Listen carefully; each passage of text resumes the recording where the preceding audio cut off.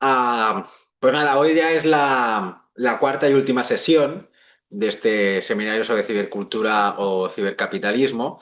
Y hoy vamos a abordar un poco la temática sobre cómo cultivar la nueva sensibilidad humana, la cualidad humana, que se considera que tiene que ser imprescindible para la construcción de una ética postcapitalista.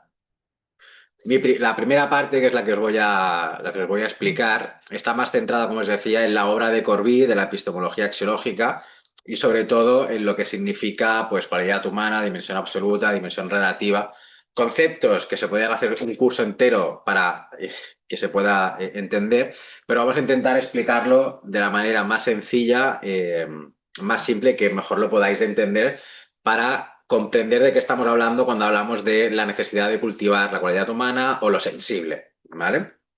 Eh, la idea de todo esto es pensar que aparte de lo racional en el propio ser humano, también hay una parte sensible o sensitiva que nos permite poder construir desde un sentir una ética, ¿vale? No es que la ética es racional, pero la ética siempre tiene que ir acompañada de una parte de sensibilidad. Podríamos decir, dime cómo sientes el mundo y a partir de aquí, cómo podemos construir una ética.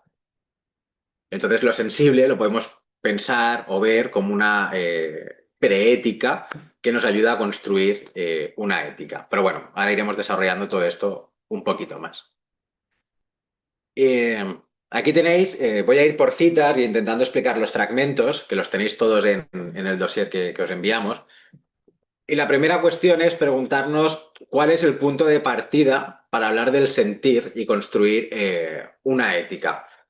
Desde desde el CTR, desde la línea teórica que podemos llevar, nos tenemos que basar en una cuestión antropológica y lingüística. ¿Por qué? Porque si no pensamos desde una antropología y una lingüística, cometeríamos el error de pensar que todo lo que vamos a hablar ahora y intentar exponer es algo no humano, es algo místico, es algo trascendental, estamos hablando de dioses, etcétera, y es intentar romper directamente con esta idea, ¿no? O sea, cuando hablamos del sentido de la sensibilidad y del cultivo de la sensibilidad, no vamos a hacer nunca mención a que estamos hablando de una realidad trascendente a la realidad material que tenemos, ¿no? Pero para ello hay que entender una cuestión que es la naturaleza humana, la construcción de nuestra propia forma de ser, el animal que somos. Porque partimos de esta base, no somos un animal como cualquier otro, no tenemos nada de especial, por lo tanto, lo único especial es que hablamos y todo tiene que partir de la idea de qué consecuencias tiene para un animal como nosotros el hecho de hablar. Aquí en la cita, en azul, tenéis remarcadas las partes importantes, ¿no? Corbí, en su obra, nos dice que para los animales, cualquier animal, el medio es la lectura que hacen de él, ¿no? O sea, el animal, cualquier animal que no es el humano, tiene una relación con el entorno de manera directa, ¿no? O sea, lo que es para un animal una cosa, pues es eso, no está abierto a muchas significaciones, ¿no? Las cosas, las realidades para esos animales son su significación. El animal significa su realidad de una manera y el humano lo hará de otra, ¿no?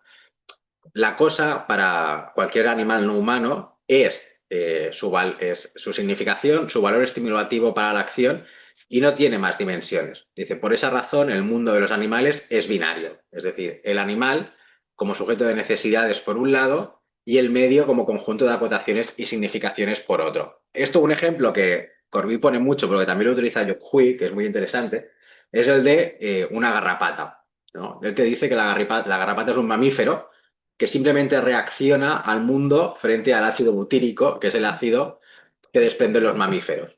Y simplemente cuando la garrapata capta el ácido butírico es cuando actúa. No hay nada más para la garrapata. Simplemente es ella y su mundo del ácido butírico. No hay una interpretación más allá de todo esto. Eso es lo que significa que el mundo sea binario. El mundo responde, el animal responde al mundo de manera directa. Está programado en su genética cómo actuar frente a ese estímulo, ¿no?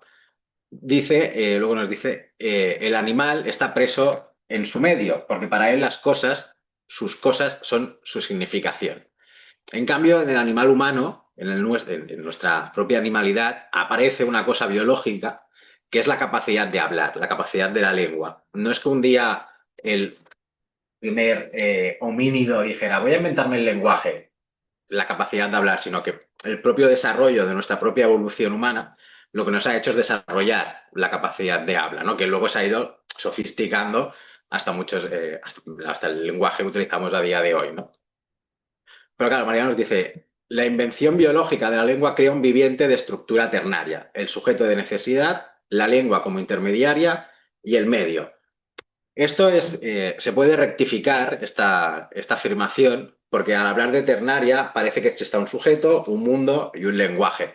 En conversaciones con Corbí llegamos a la conclusión de que en verdad el mundo del animal humano también es binario, pero no está cerrado sobre sí mismo. Y al no estar cerrado sobre sí mismo, lo que nos dice es que gracias a la capacidad de hablar, a la capacidad de significar la realidad, nosotros dotamos de sentido esa realidad, pero la realidad no está cerrada. Y esto también es fácil de entender. Por un ejemplo, podemos ver que un árbol, por ejemplo, en función de la cultura en la que nos encontremos, es diferente, ¿no? O sea, en sociedades premodernas que tenían una estructura religiosa, los árboles eran los grandes antepasados, los guardianes de la naturaleza, etcétera. Cuando pasamos a un paradigma moderno, empezamos a construir definiciones científicas del árbol. El árbol pierde todo su primer significado y lo podemos resignificar de otra manera, a través de un discurso y un lenguaje completamente científico. Y a día de hoy, ese mismo árbol cambia y lo que empezamos a hacer es significarlo a través de un lenguaje de datos. Empezamos a entender que el árbol se puede interpretar a través de los tantos por ciento de cosas que nos interesa, ¿no? Un tanto por ciento de madera, tanto por ciento de oxígeno, etcétera, etcétera. Eso significa que la forma en la que pensamos, vivimos y sentimos el árbol también cambia, porque está sujeto a diferentes maneras de significar esa realidad. Aquí lo importante es entender lo que significa el hecho de significar la realidad, porque la realidad no está cerrada, entonces siempre podremos cambiar el significado de las cosas. Pero esto, Corbí, en su obra, lo coge de otro lingüista, que es Greimas, que de 1917 a 1992, que nos habla de una cosa muy interesante, ¿no? Que nos dice, el mundo humano parece nos definirse esencialmente como el mundo de la significación. El mundo solamente puede ser llamado humano en la medida que significa algo. Claro, esto es muy interesante porque nos está diciendo que lo que conocemos como mundo, lo conocemos porque somos un animal que es capaz de significar esa realidad. Y esto, con otro ejemplo, es muy fácil. ¿Conocemos algo como un bosque fuera de lo que significa para el ser humano un bosque? Es decir, el bosque solo existe dentro de un contexto de significación. Si no tenemos la palabra bosque, no sabremos lo que es un bosque, porque un bosque es un conjunto de árboles, normalmente diverso, que están en una zona y ese conjunto de árboles, para nosotros, es un bosque. Pero no existe el bosque para un animal que no sea, la concepción de bosque no existe para un animal que no sea el humano. No sabemos lo que es un bosque para un animal que vive inmerso dentro de uno, porque a lo mejor solo conoce eso, e incluso para un animal, un árbol entero puede ser todo su mundo. Pero el concepto de bosque es un concepto cultural. No existe fuera de la cultura algo que podamos conocer como bosque. Eso es lo que significa significar la realidad. En este sentido, nos encontramos con dos ideas. El mundo es un mundo significado lingüísticamente, pero no cerrado sobre sí mismo, porque a lo mejor la concepción occidental de un bosque no es la misma concepción que puede tener un oriental de un bosque, o lo que es un bosque para nosotros, el bosque o la selva amazónica, para nosotros es una selva, pero para la gente que vive allí es un bosque. Entonces, ¿qué es un bosque más allá de las concepciones culturales, ¿no? Pero la gracia de todo esto es que podemos distanciarnos de esos significados. Es decir, si somos capaces de entender que el bosque solo es un bosque porque culturalmente tenemos la palabra bosque, cuando salimos de esas concepciones, ¿qué es lo que estamos viendo? qué es lo que es eso que está ahí, que se escapa a la significación. Porque si el mundo es humano en cuanto significa algo, cuando no significa, ¿de qué estamos hablando? ¿Qué es esa realidad que hay ahí? Que no es una realidad trascendental, no es una realidad espiritual, no es una realidad divina, es algo que está ahí que no puede ser significado, porque a la mínima que lo significamos, ya la estamos relativizando, ya la estamos convirtiendo en algo humano. La cuestión es, ¿qué es eso que está ahí de que yo capto como animal, pero no puedo significar? Porque a la que lo significo, lo convierto en humano. Y aquí llegamos a una clave, a una cosa muy importante, que es el concepto de distancia objetiva, ¿no? Si algo que hace la lengua, es decir, si en la pantalla anterior teníamos que el mundo es esencialmente significado y podemos distanciarnos de esa significación, ¿qué pasa aquí? ¿No? ¿Por qué puedo yo distanciarme de ese significado? Básicamente es lo que hace el habla en el propio animal humano, ¿no? María Corbí nos dice, la distancia objetiva media entre los significados de las realidades trastocadas lingüísticamente y los objetos a los que se refieren esos términos lingüísticos con una oscura frontera entre lo lingüístico y lo extralingüístico. Es decir, la realidad, al ser significada, está traspasada por el lenguaje y por lo tanto la realidad deviene un significado para el ser humano. Pero claro, deviene porque hay algo ahí que nosotros captamos y por lo tanto significamos. Pero eso que significamos no es la cosa, que esto lo veremos más adelante, porque estamos hablando de significados y de lenguaje. Esto no quiere decir que no haya nada en el mundo, porque lo que hay en el mundo, en ese sentido corviniano, serían cualidades. El ser humano capta cualidades, la cualidad de rojo, la cualidad de azul, la cualidad de verde, con conceptos de colores, pero rojo, verde, amarillo, azul, todo esto son conceptos humanos. No, no es que exista el amarillo, existe la cualidad de amarillo y nosotros al captarla, porque somos un animal que tiene un aparato acústico, auditivo, gustativo, visual, que lo que hace es captar cualidades de las cosas y a partir de ahí las significamos y decimos, vale, pues esto es tal cosa, entonces la dotamos de significado. Pero siempre vamos a estar jugando, desde la epistemología axiológica, con la idea de que lo que hay ahí delante nuestro no podemos objetivarlo, no podemos decir, es esto, porque al decir es esto, lo estamos dando una realidad y una entidad. Lo que nos viene a decir es que más allá del lenguaje, en esto extralingüístico, lo que hay es algo que no sabemos qué es y que ahora veremos más adelante, se ha intentado culturizar desde muchos puntos de vista. Lo que Corbí también nos dice es que ese mundo exterior a la lengua no es un referente absoluto, y esto es lo interesante, sino el lugar de manifestación del sentido para los humanos. Es decir, como somos un animal de sentir la realidad, todos nosotros somos sensitivos, lo que captamos en el mundo es lo que nosotros sentimos del mundo. Pero incluso en ese sentir le tenemos que poner palabras. Y luego veremos cómo ese sentir lo hemos llamado Dios, lo hemos llamado Alá, lo hemos llamado Brahman, lo hemos llamado la nada de Nietzsche, lo hemos llamado la voluntad de Schopenhauer, lo hemos llamado la exuberancia de la vida. Hay algo que el ser humano capta en la realidad que es puramente sensitivo y que le hemos intentado dar muchas explicaciones y le hemos intentado significar de muchas maneras. Y eso es el lugar de manifestación del sentido, cogiéndolo en esos términos. De, el mundo es pura cualidad, nosotros también somos cualidad, y por lo tanto lo que estamos captando desde nuestro sensorium animal son estas cualidades. Y entonces le otorgamos un significado a todo eso. Pero la gracia es ver que podemos alejarnos de todos esos significados y atender al sentir liberado de toda significación, que esto es lo que ya veremos. Luego lo interesante es que nos dice, es un mundo vivido como exterior, aunque modelado por nosotros mismos. Y aquí ya se empieza a retorcer un poco la cosa, porque nos está diciendo que ese mundo, esa distancia objetiva, lo que nos hace es sentir el mundo como exterior al ser humano. Es como, hay algo que está ahí fuera. Pero eso que está ahí fuera, como decíamos antes, no puede significarse. Y cuando lo significamos, lo modelamos. Entonces construimos las cosas. Por lo tanto, las cosas no son ontológicamente por sí mismas, sino que la ontología de las cosas, el ser de las cosas, es otorgado por la propia especie humana. Nosotros, en función de las etapas culturales las que hemos vivido, hemos significado esa realidad de diferentes maneras. Y la hemos vivido, pensado y sentido de diferentes maneras.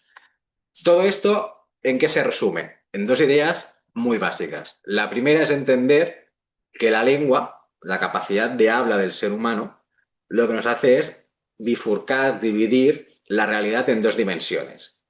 Una que Corbí llama la relativa a las necesidades de supervivencia humana, que es la dimensión relativa a nuestro existir, que es la dimensión donde encontramos sujetos, objetos y cosas con las que los tenemos que relacionar, donde se construye la identidad, donde se construye la alteridad, donde se construyen todas las relaciones y todo lo que engloba la cultura, ¿no? O sea, todas las sesiones anteriores os hemos explicado el cibercapitalismo, pero el cibercapitalismo solamente responde a esta necesidad relativa del ser humano de entender las cosas dentro de una cultura, de un sistema, de un contexto social, etcétera, etcétera. Está ahí. Pero eso no es como también nos hablamos y sobre todo comentó Álvaro con la idea del realismo capitalista. Eso es ideología, eso es construcción, no es natural, no está naturalizado, está naturalizado, pero no es algo natural. Es una modelación que hemos hecho partiendo de una materialidad, una forma de vivir concreta. Por eso el cibercapitalismo se da ahora y no se ha dado anteriormente, porque la condición material para que eso surgiera es diferente y a partir de ese contexto cultural cibernético es cuando estamos modelando todo esto. Pero por otro lado, podemos atender a que si todo esto es una modelación que hacemos para poder sobrevivir y hay una distancia objetiva que me permite distanciarme de la realidad, atendemos a que hay otra dimensión, que es la que Corbí llama absoluta, que etimológicamente significa libre de toda significación. No es absoluta en el sentido divino, en el sentido trascendental, en el sentido metafísico, sino es absoluta en el sentido de que no puedo significar la realidad, no puedo decir lo que es eso que el animal humano está captando, aunque lo hayamos intentado. Esa dimensión absoluta, como os decía, es este lugar de manifestación del sentido. Es una dimensión cualitativa, sensible, incategorizable, porque al significarla, al categorizarla, al decir que es de una cierta manera, deviene dimensión relativa. Y en este sentido hay que entender que, como veremos ahora, si no me equivoco, sí, nos encontramos que la realidad es una. Solo hay una realidad, no hay dos realidades. Solo hay una realidad, pero que podemos vivir o experimentar en dos dimensiones, en relativa y en absoluta. Que esto es lo interesante, porque rompe completamente con cualquier idea trascendental o metafísica, porque la metafísica o lo trascendente está diciendo, hay un mundo material que está aquí, pero hay otro mundo que es metafísico, que está más allá, el mundo de las ideas. Y es como, no, no, solo hay una realidad, que es la que estamos viviendo a día de hoy. Pero esta realidad, como animal que soy, la necesito vivir de manera relativa, saber qué significan las cosas, que hay objetos, que hay sujetos, que hay otras personas, que hay otras entidades, que hay otras subjetividades, para poder moverme en este mundo, pero a la vez puedo entender que todo eso que digo que hay es relativo a mi necesidad humana de poder entenderlo y me puedo distanciar y por lo tanto se abre la pregunta de qué es lo que estoy viendo, qué es lo que estoy sintiendo, que está en esa parte extralingüística. Y aquí hacer muchas veces esta insistencia, ¿no? Lo importante es comprender que la dimensión absoluta no es este plano trascendental, metafísico y divino, sino una dimensión constitutiva antropológicamente del animal humano. O sea, podemos captar esta dimensión absoluta, podemos experimentar esta dimensión absoluta, podemos vivir esta dimensión absoluta, porque somos un animal que se puede distanciar de su propia realidad y preguntarse sobre qué es esta realidad, qué es el mundo, qué es mi propia realidad, cuál es la realidad del árbol, cuál es el sentido de la vida, ¿no? O sea, todas estas preguntas que siempre han sido cuestiones de la trascendencia, de la filosofía, de la metafísica, responden a esta cosa que tiene el animal humano de poder distanciarse de su realidad y preguntarse sobre el sentido de las cosas. Y esto es interesante porque se ha dado desde que el ser humano es el ser humano. Entonces podemos entender que se ha dado de manera transcultural, aunque cada cultura ha buscado la manera de culturizar dicha dimensión, de otorgarle un sentido. Que sea transcultural no significa que siempre haya sido la misma, porque como veremos más adelante, en función de cómo el ser humano ha sobrevivido, esa dimensión se ha sentido, vivido y sentido de maneras diferentes. Por lo tanto, a día de hoy nos encontraremos, y esto entrará un poco más Álvaro en su parte, cómo hoy en sociedades dominadas por la cibernética se vive, se siente y se tematiza esta dimensión absoluta, ¿no? Y quién tiene la hegemonía, por decirlo de alguna manera, de decirnos qué es esa dimensión. Aquí tenéis un esquema que también lo tenéis en el dossier, que nos sirve un poco para entender esta idea de lo transcultural y entender que estamos hablando de una dimensión que es constitutiva del animal humano, no porque siempre, como os decía, sea trascendental, sino porque el humano siempre ha vivido estas dos dimensiones porque son constitutivamente propias del animal que somos, ¿no? Tenemos un primer periodo, que son las que están marcadas en azul más clarito. DRDA es dimensión relativa, dimensión absoluta en siglas que utilizamos aquí, pero simplemente para lo que tengáis presente. Y es un poco el recorrido histórico y cómo tiene que hacerse, ¿no? Tenemos las primeras etapas de la humanidad, sociedades cazadoras recolectoras, sociedades horticultoras y sociedades de riego, donde básicamente existía el politeísmo. Por lo tanto, la dimensión absoluta se expresaba en términos como el animismo, el chamanismo, el politeísmo, el totemismo, etcétera, etcétera. Porque se pensaba que en cada realidad, el shintoísmo en Japón, para que veamos que también no es solamente en Occidente, sino que en Oriente también se daba, eh, te dicen que en cada objeto, en cada realidad, en cada cosa, lo que había era como un alma, un espíritu, algo. Era como en todo, en toda realidad, en todo objeto, hay algo sagrado, ¿no? Por utilizar estas categorías, simplemente. Pero eso corresponde a las formas en las cuales se estaba viviendo en esas etapas, ¿no? Sociedades cazadoras recolectoras, sociedades agricultoras, sociedades de riego, tenían esos perfiles. Luego, es interesante ver las sociedades de riego extensivo, como por ejemplo la egipcia, que fue Akenatón, fue el primer monoteísta. Entonces ahí empieza a surgir la idea de que tiene que haber un dios global en todo, la idea del monoteísmo, que luego en sociedades agrarias, en sociedades agrarias autoritarias, da pie al surgimiento del cristianismo, el judaísmo y el islam, que son las grandes religiones monoteístas por excelencia. Pero claro, que se produzcan estos cambios del politeísmo al monoteísmo, por ejemplo, viene de estos cambios en las formas de sobrevivir y de producir que la humanidad tenía, responde a una forma en el que el mundo, el ser humano vivía en el mundo. No es porque ¿por qué surge el monoteísmo? Porque, mira, nos cansamos del politeísmo y nos inventamos el monoteísmo. No, no, responde a un cambio en la sociedad, a un cambio en las maneras de producir y de convivir, básicamente.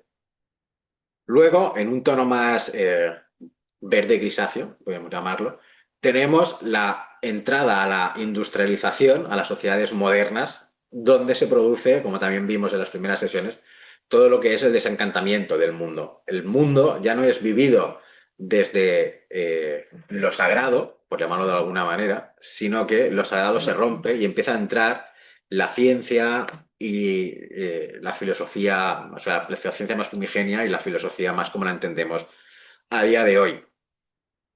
Y aquí la DEA la hemos puesto, o sea, en los paradigmas premodernos, esta relación entre lo relativo y lo absoluto se vivía en su globalidad, no eran cosas separadas, era en todo hay algo sagrado, en todo está un Dios, en todo hay un espíritu, todo estaba impregnado de esta dimensión absoluta, que se vivía como algo sagrado, como algo que devenía de las divinidades. No, no pensábamos que era algo constitutivo del humano, ¿no? Porque esa experiencia de vivir eso extralingüístico como algo exterior nos llevaba a pensar como humanidad, pues que tendría que haber algo que fuese un dios, un espíritu, o algo que estuviera allí. Cuando entramos dentro de las sociedades modernas, donde se produce, como os decía, este desencantamiento del mundo y esta ruptura, encontramos que empieza a surgir la sociedad industrial capitalista. Y esta dimensión absoluta, que antes era vivida de manera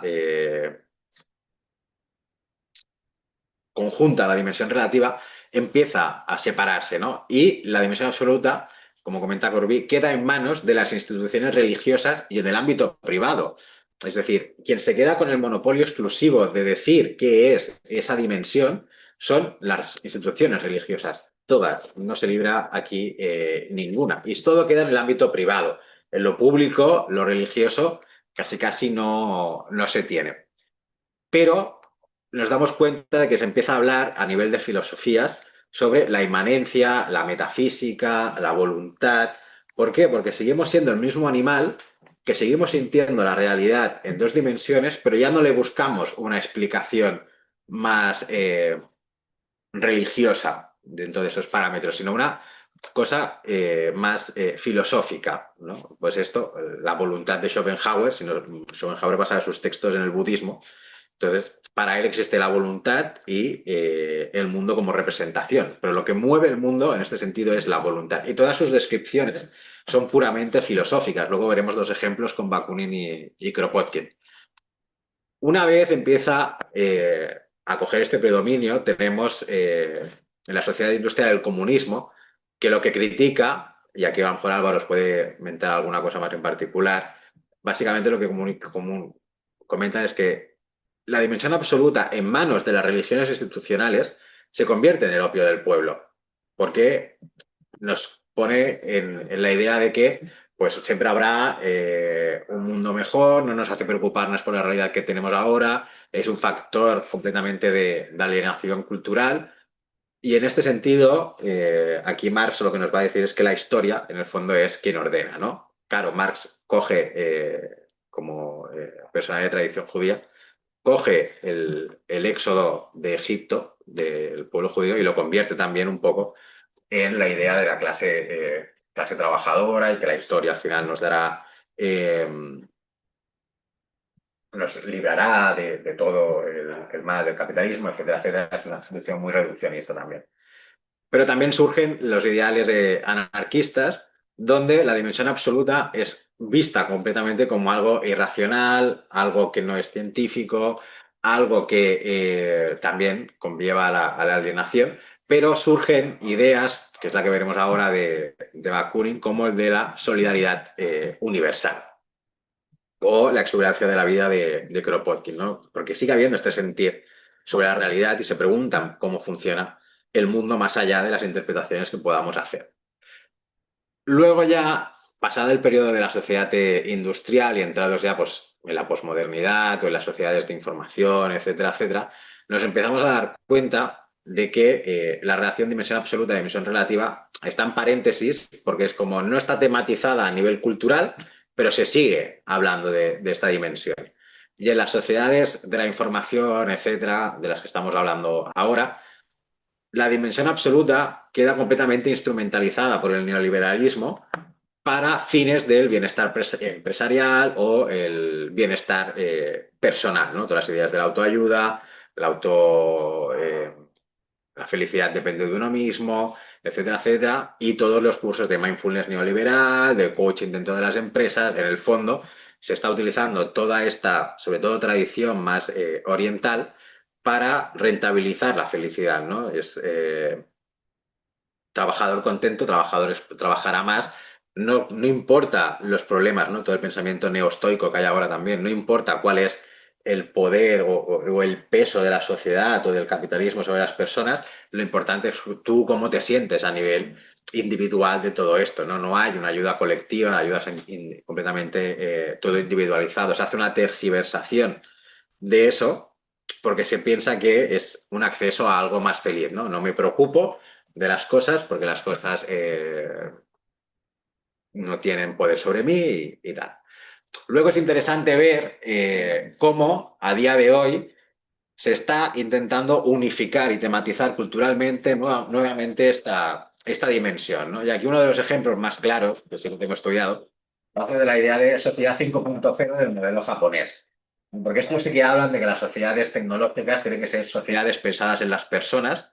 Se plantean el problema de pues, la felicidad a nivel individual y a nivel colectivo, pero tematizan una cosa muy interesante, que es la necesidad de volvernos a ser humanos, ¿no? ¿Por qué? Porque el humano no nacemos humanos, sino que nos hacemos humanos y nos hemos hecho humanos dentro de un sistema que ha priorizado pues, el individualismo, la competitividad, eh, eh, vernos como consumidores, caer dentro del consumo, desear lo que el capitalismo nos hace desear, tecnología, etcétera, etcétera.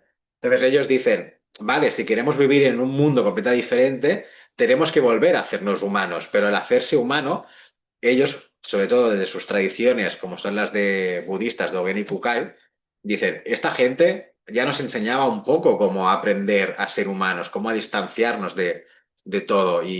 Por ejemplo, dentro del pensamiento confuciano está la idea de Ren, que es la idea de humanidad, de cómo hacernos humanos a través de la compasión, a través del sentir y a través del sufrir junto a los demás, ¿no? Es como el humano nace dentro de un contexto cultural que lo acaba convirtiendo en lo que es a día de hoy. Y por lo tanto, si queremos nuevas culturas, debemos construir nuevas ideas de lo que significa ser humano. Porque en este sentir el mundo de manera diferente, el capitalismo nos hace sentir el mundo de una manera, ¿no? Que todo es un objeto, todo está a disposición de nuestras necesidades, que podemos explotar el mundo porque es lo que siempre hemos hecho, tenemos que luchar contra las fuerzas exteriores del mundo. Y esta gente, pues, no miran desde el lado individualista, sino que miran más desde el lado de lo que hoy en día se conoce como interdependencia. Todo está conectado, todo depende de todo, y ahora veremos al final cómo a día de hoy se están significando todas estas cosas. Y luego, pues María Corbí en su obra plantea las sociedades del conocimiento y de cualidad humana profunda, en este sentido, de recuperar todo este sentir, toda esta sensibilidad, toda esta capacidad de poderse distanciarse y maravillarse del mundo, a la vez que también se proponen nuevos sistemas culturales. No es coger la cultura que tenemos ahora, el sistema capitalista que tenemos ahora, y hacernos buenas personas dentro del sistema, sino que todo cambio cultural ha de llevar también un cambio de la sociedad, porque la sociedad está entrando, pues en lo que Álvaro y yo os comentamos, en una nueva materialidad tecnocientífica que implica un cambio cultural a gran escala en todos los niveles, no simplemente el humano, sino de toda la sociedad. Si la sociedad no cambia, si las condiciones materiales de vida de toda la clase trabajadora no cambian, cultivar la espiritualidad, la cualidad humana o la sensibilidad no tiene ningún sentido, porque no te va a aportar nada, porque vas a seguir estando dentro de la misma rueda que no te permite salirte de allí, ¿no? Entonces, no es simplemente un cambio a nivel humano, sino que también es un cambio a nivel social y cultural y de sistema. Si no, lo que estaríamos haciendo es lo que está haciendo el capitalismo a día de hoy a través de la instrumentalización de todo esto. Por lo tanto, hemos de entender, y aquí ya como resumen, sobre la idea de la dimensión absoluta y de la cultura y de la materialidad, ¿no? En resumen, lo primero de todo es, lo atrayente es ver que la distancia objetiva permite sentir la realidad más allá de las significaciones lingüísticas. Yo os he dicho que todo esto es un gran resumen de toda una obra de Corbyn. Pero es esto, ¿no? Distanciarnos de la realidad me permite sentir y vivir el mundo fuera de todas las significaciones lingüísticas. Y aparte esto me da a entender que no hay nada natural en el mundo, que todo es una construcción y una naturalización. Por lo tanto, el capitalismo tampoco es esta realidad absoluta, sino que simplemente es una modelación que hemos hecho, una ficción, pero que tiene mucho peso y mucha consecuencia real. El segundo, lo relevante es entender que las formas de sentir la dimensión absoluta han terminado en muchas ocasiones por cosificarla en una entidad, dando lugar a confundir, y aquí es una cosa de la mística sufí, el vino, que es el sentir esta dimensión absoluta, el sentir de esta sensibilidad, con la copa, es decir, las formas que se le ha dado, ya sea Dios, vacío, nada, voluntad o otras categorías más actuales. Es decir, cuando hablamos de la nada, no estamos diciendo que eso sea la cosa. Cuando hablamos de la voluntad, no queremos decir que eso sea. Son expresiones culturales que se han hecho sobre ese sentir fuera de toda significación. En ese sentido, la dimensión absoluta o el sentir de esta dimensión está arraigada a las condiciones materiales de vida y, consecuentemente, cada sociedad o cada época de la historia humana las pensó, bebió y sintió y significó culturalmente. De ahí que en la premodernidad esa manera de significarla siempre fuera a través de divinidades, a través de dioses, ya sean politeístas o monoteístas, porque era lo que esas condiciones de vida permitieron. En cambio, en la modernidad, como veremos a continuación, se expresó de otras maneras y hoy, en una materia tecnocientífica, esta manera de pensar, vivir y significar y sentir la dimensión absoluta se tiene que dar de otra manera. No podemos repetir ni tomar las formas pasadas. Tenemos que intentar conceptualizarla de otra manera, entendiendo que lo que estamos haciendo es una conceptualización, no una descripción de esa realidad, sino significándola culturalmente. Como os decía, esto es un asunto pertinente, pues muestra que la dimensión absoluta no puede entenderse sin apelar a una materialidad concreta y a un sentir relacionado con dicha materialidad. En ese sentido, la dimensión absoluta se presenta como dinámica. No es igual en todas las culturas, sino que cada cultura la vive, la piensa y la siente de maneras diferentes, pero porque está arraigado a una materialidad concreta, no porque se nos haya ocurrido hacerlo de esa manera como especie humana, sino porque está completamente afianzada a una forma de materialidad. Por lo tanto, no podemos hablar de dimensión absoluta sin entender las condiciones materiales que permiten hablar de esa materia, de esa dimensión absoluta. De ahí que en las sociedades premodernas, como os decía, donde el mito y la religión eran los paradigmas culturales, la dimensión absoluta era vivida, pensada y sentida como un dios o divinidades. En cambio, con el surgir de la modernidad, la dimensión absoluta pues queda secuestrada por las religiones, diciendo que es Dios y que solo puede ser Dios y nada más que Dios, pero surgen otras ideas, como os decía, ¿no? La nada de Nietzsche, la voluntad de Schopenhauer, la exuberancia de la vida de Kropotkin o la solidaridad universal de Bakunin. Y aquí no está puesto en el texto, pero en el dossier sí que lo tenéis. Y con esto ya se me acabaré muy rápido. Tenéis tres citas de Bakunin y dos de y tres más de Kropotkin. Las de Bakunin son muy largas, no las leeremos porque si no nos dejaréis sin tiempo a Álvaro. Nos vamos a ir a las de Kropotkin, que él nos habla. Kropotkin, pensad que él fue el que pensó la idea de ayuda mutua, ¿vale? Entonces, claro, desde donde él construye esta idea de ayuda mutua. Tampoco es que se la inventara porque un día se aburría y dijo, voy a inventarme este concepto, sino que había algo en lo que él estudiaba que le llevó a pensar todo esto, ¿no? Claro, en la primera cita, Kropotkin nos dice, para que la exuberancia de la vida sea realmente fecunda, la vida debe estar a la vez en la inteligencia, el sentimiento y en la voluntad. Si la fecundidad de la vida, o sea, si la fecundidad de la vida no va acompañada más que de una sensibilidad pobre o nula y de una inteligencia incapaz de crear, dará un Napoleón I o un Bismarck, locos que querían hacer marchar el mundo al revés. Y por último nos dice, lo que la humanidad mira en el hombre verdaderamente moral es su energía, es la exuberancia de la vida que lo empuja a dar su inteligencia, sus sentimientos, sus actos, sin demandar nada a cambio. Kropotkin lo que era naturalista, biólogo, etcétera. Y él lo que se dedica es examinar el comportamiento de los animales completamente colectivos. Se dedica a examinar cómo funciona la vida. Y él, en ese ver cómo funciona la vida, se da cuenta de que hay una potencialidad que es lo que él acaba llamando exuberancia de la vida. La exuberancia de la vida para él es un sentir, es el sentir que lo lleva a entender, a ver, a pensar que el mundo, independientemente de lo que significa para el humano, siempre va en pro de hacer que la vida fluya, ¿no? A mí una frase de Jurassic Park que me hace mucha gracia, porque lo resume todo, es como la vida se abre camino. Y es así, no hay nada. Independientemente de lo que el humano piense que es la vida y cómo funciona la vida siempre va a tirar. Y esta es la gracia, esa es la captación de la dimensión absoluta, entender que el mundo funciona independientemente de lo que para el humano significa. Por lo tanto, el mundo significa algo cuando yo lo significo, pero cuando lo intento mirar fuera de esas categorías humanas, empezamos a construir conceptos que son muy difíciles de definir como exuberancia de la vida, potencia de la vida. Para Schopenhauer era la voluntad. O sea, el mundo, la vida, es voluntad. Se va haciendo a sí misma independientemente de lo que nosotros, como humanos, digamos.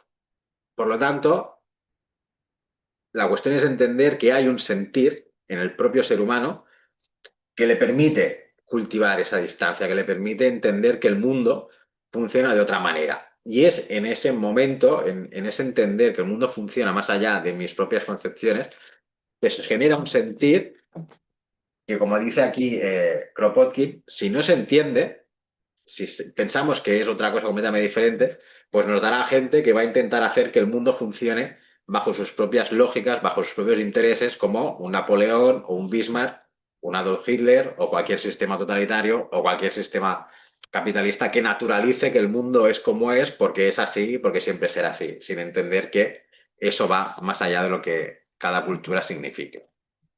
Y por último, yo lo voy a dejar aquí, son nuevas concepciones sobre la dimensión absoluta. Es decir, hasta ahora hemos visto cómo en la industrialización y la modernidad algunos pensadores intentaron significar la dimensión absoluta más allá de las categorías religiosas, pero si seguimos con las lógicas presentadas sobre que esta dimensión absoluta es transcultural y que toda humanidad, toda cultura ha intentado culturizarla, este sentir arraigado a la materialidad, tenemos que preguntarnos cómo se significa hoy la dimensión absoluta en una materialidad tecnocientífica. Y esto fue algo que leí ayer y no me ha dado tiempo a exponerlo. Se está viviendo esta dimensión absoluta, este sentir, como una respuesta a la sobrecodificación a la cual estamos inmersos. Es decir, vivimos en una cultura cibernética, en una materialidad tecnocientífica que nos está constantemente diciendo que todos son datos, que todos son flujos de información, que todo es categorizable, que todo es cuantitativo, que todo es, que todo es, que todo es. Está todo sobrecodificado, incluso en nuestro propio cuerpo. Por lo tanto, muchos pensadores y pensadoras, como tenéis aquí puestos, construyen conceptos como materialismo sensible, para entender que el mundo en sí mismo es sensible, que no son códigos de información, que el mundo es más, es algo más de lo que mi ciencia y mi tecnología me dice. La ética poshumana de Braidotti apela directamente a una mirada no antropocéntrica de la realidad, a un sentir no basado única y exclusivamente en las concepciones humanas. Reza Negar Stein, que es un filósofo iraní, o Yu Hui, que es un filósofo chino asentado en Alemania, hablan de lo inhumano en el sentido de que el mundo es inhumano porque también hay un mundo fuera de la significación humana, ¿no? Entonces, todo ese mundo extralingüístico es un mundo inhumano, que no deshumanizado, que es diferente, que deshumanizar es lo que hace el capitalismo. Luego tenemos algo más complejo, Mark Fisher y Franco Berardi, que a partir de la obra de Deleuze y Guattari hablan de la sensibilidad del cuerpo sin órganos como descodificación, ¿no? Nuestro cuerpo está traspasado por tantas identidades, tantas realidades, tantas cosas, que podemos salirnos de toda esa codificación a la que el cuerpo está sometida para entender que el cuerpo en sí mismo es pura sensibilidad y que el cuerpo ha de sentir la realidad más allá de los códigos de información. Todo esto explicado muy rápido porque si no, no serían 3 sesiones más.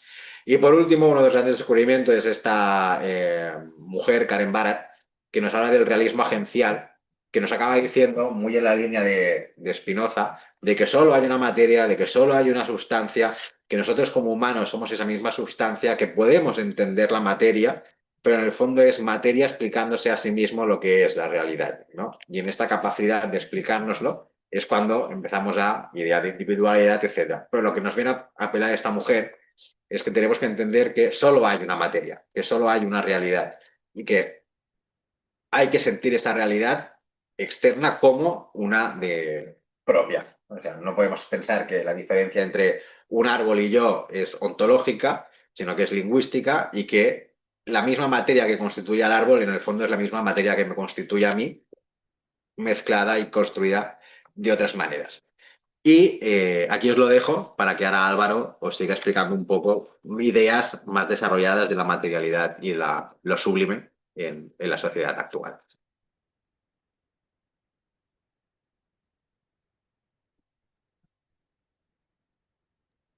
Vale, ok, José. Voy a compartir. Perdón, que te he quitado mucho tiempo. No te preocupes.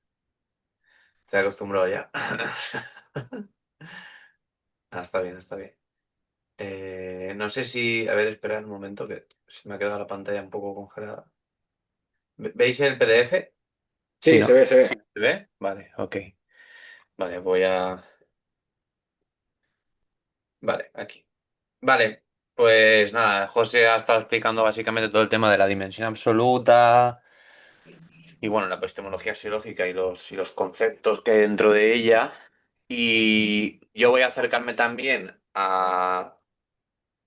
bueno, a lo mismo que José, pero desde otros autores que no están dentro de la tradición de la dimensión absoluta, la epistemología psicológica de Corbí, etcétera, etcétera, ¿no? Que básicamente pues es Corbí lo que se hace en el CTR. De José ha puesto ahí muchos ejemplos de autores pues que siguen, ¿no? Más o menos o con otras palabras.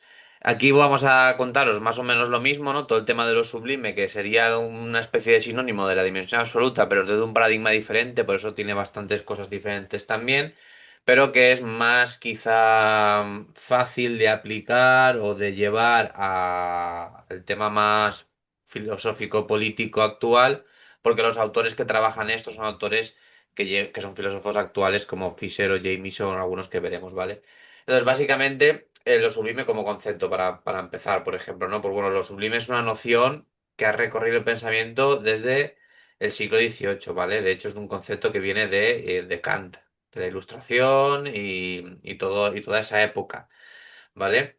Claro, la Ilustración, por hacer un poco de memoria, el movimiento, ¿no? Filosófico, político, etcétera, que básicamente plantea la posibilidad de conocer la realidad y además, no solo la posibilidad, sino también el deber, ¿no? O por lo menos la propuesta de intentar entender la realidad a través del pensamiento racional y luego posteriormente, ¿no? Con el desarrollo del método científico esto se va consolidando en este sentido y también teniendo en cuenta que veníamos, ¿no? de una época, en el antiguo régimen y más atrás, donde los paradigmas predominantes a nivel filosófico y explicativo eran teológicos, ¿vale? No quiere decir que no hubiera una filosofía racional, esto viene de la antigua Grecia, aquí podemos ver ejemplos, con Aristóteles, Platón, y bueno, en fin, toda esta gente, pero...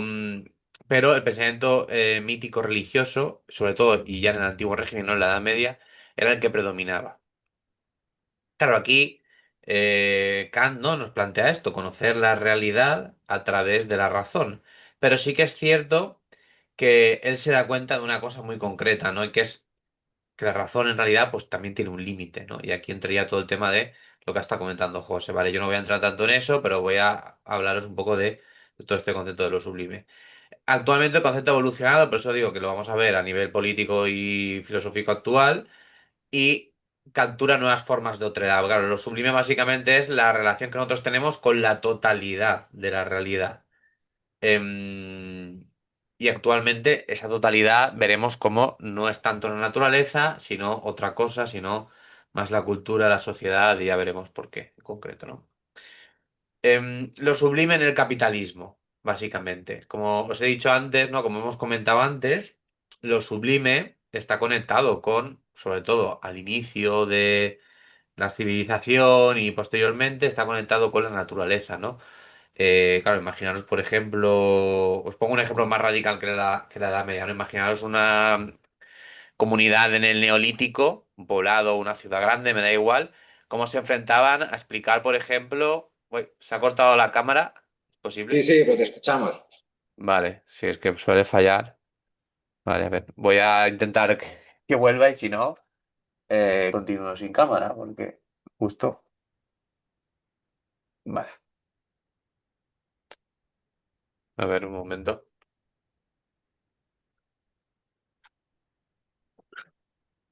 Vale, creo que ya, ¿no? Vale, se había desconectado el cable.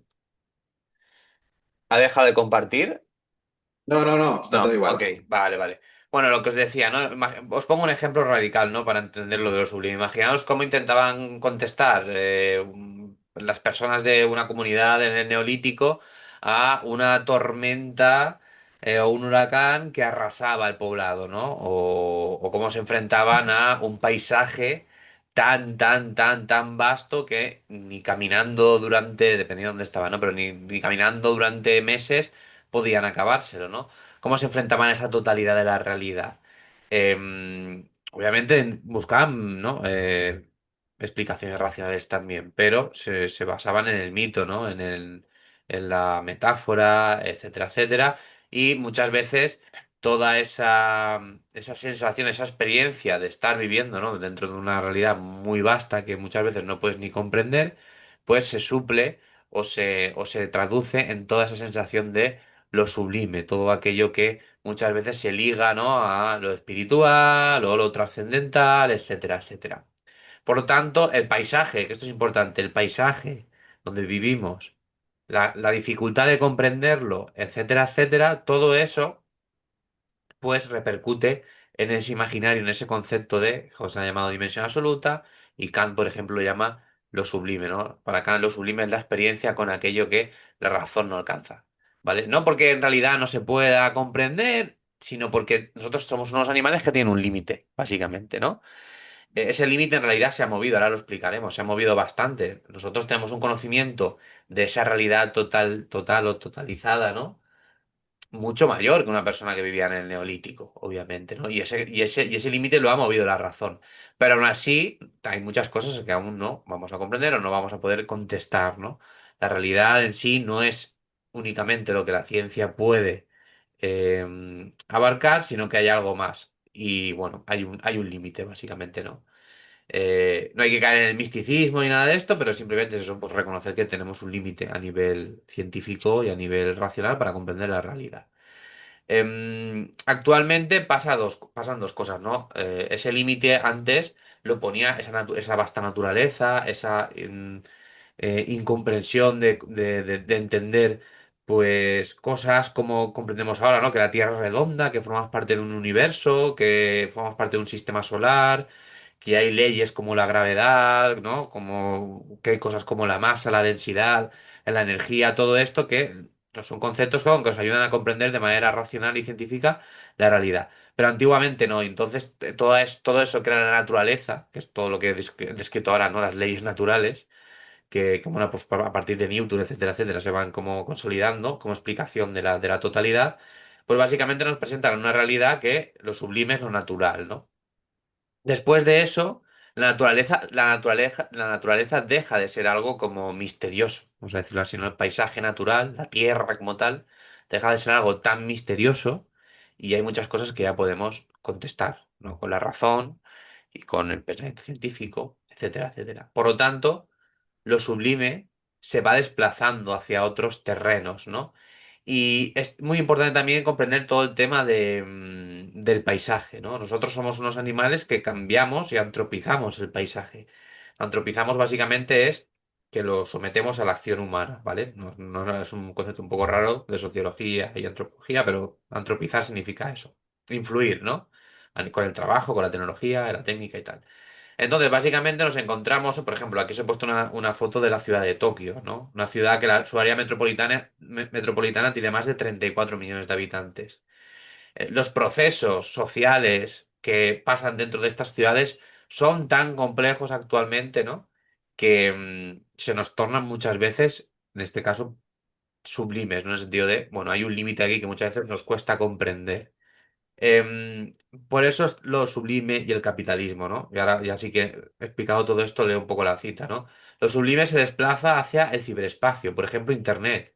Aquí hemos hecho unos seminarios intentando entender todo el tema del cibercapitalismo como nueva materialidad, todas las consecuencias que tiene las redes sociales, por ejemplo, con el concepto de ciberfascismo, las problemáticas políticas que tenemos actualmente, etcétera, etcétera. Todo eso, evidentemente, se está entendiendo, ¿no? A través de las ciencias sociales y en general. Pero son procesos no muy complejos. La estructura física y online del capital y la enajenación de la clase trabajadora.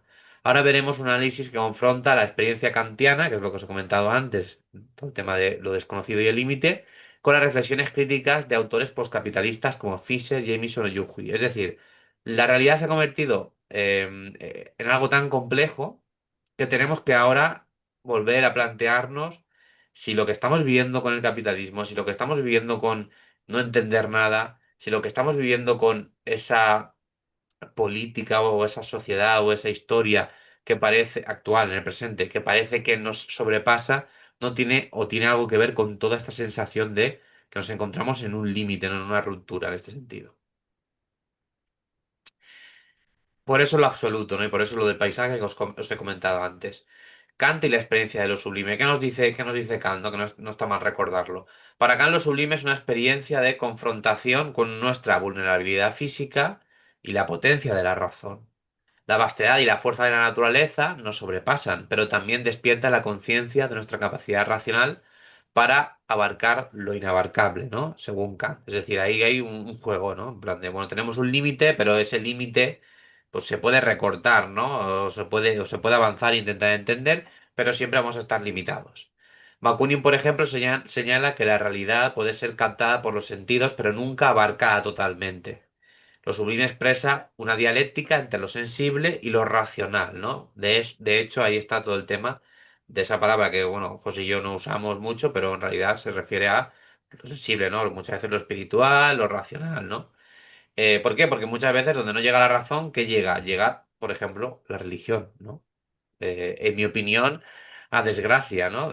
Sobre todo actualmente, en épocas pasadas tuvo su, su función, ¿no? Pero actualmente, ¿no? Tenemos ya herramientas, tenemos que elaborar quizá, por decirlo de alguna manera, ¿no? Una espiritualidad diferente, laica o tal, que está relacionada con todo esto, ¿no? Con estas concepciones que parten de la racionalidad, que parten de un pensamiento ilustrado, ¿vale? Esto ya sí que es pensamiento, ¿no? Básicamente opinión mía, ¿no? Luego, el segundo punto, del paisaje natural al paisaje cibernético, que era lo que os estaba comentando. Antiguamente lo sublime era fácil de comprender porque era, pues bueno, pues la gente no podía comprender ciertas cosas de la realidad porque es muy compleja y no tenía ni siquiera el método científico y la técnica y la tecnología que tenemos ahora. Pero actualmente, aun teniendo esta técnica y esta ciencia, nos hemos encontrado con que el paisaje natural ha pasado a ser un paisaje cibernético, ¿no? En el realismo capitalista, lo sublime deja de encontrarse en la naturaleza y pasa al dominio del capital. El gran otro ya no es el cosmos o la montaña o el paisaje, sino el sistema capitalista mismo. Lo sublime se manifiesta en los flujos de datos, las infraestructuras globales del cibercapitalismo, las urbes masivas, como el ejemplo de Tokio, la industria cultural, que también es algo que hemos tocado bastante, ¿no? La cultura y cómo nos afecta y qué compleja es, ¿no? Y, por ejemplo, la opacidad de los algoritmos, ¿no? Los algoritmos que lo gobiernan todo actualmente, a nivel online por lo menos, ¿no? Los, los algoritmos de las redes sociales, de Internet, etcétera, o de empresas, ¿no? Que manejan datos. Por lo tanto, ya nos dicen autores como Baudrillard o Fisher, ¿no? Que lo tecnológico actualmente es lo sublime, en cierta manera, ¿no? Y lo tecnológico y el capitalismo en su forma, ¿no? En su forma total, ¿no? Porque el capitalismo se ha convertido en un sistema global que domina toda la Tierra. Entonces esto es algo muy complejo de entender, ¿no?